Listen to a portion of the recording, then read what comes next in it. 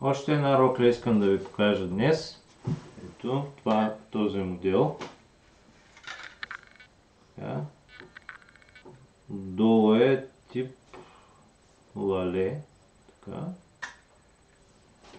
Става малко, да може да ви видите по-добре.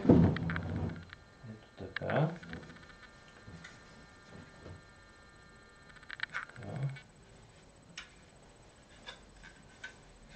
Така.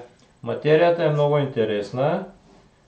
Финно букле бих казал, но много финно. Сега ще приближа по-близо до камерата, за да можете да го видите. Какво представлява. Да. Не е еластична материята. Роклята е с хастар. Така, пак казвам, доста изискан модел. Отзади се разкопчава отново с крицип. Ето. Така. Видите какво представлява. Тук има отпреде две декоративни копчета. Така. Ето.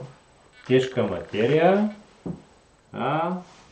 Подходяща е за сезона сега, за зимата. Ето. Много, много приятна материя. Харесва ми, на мен лично много. Добре. Това за този модел.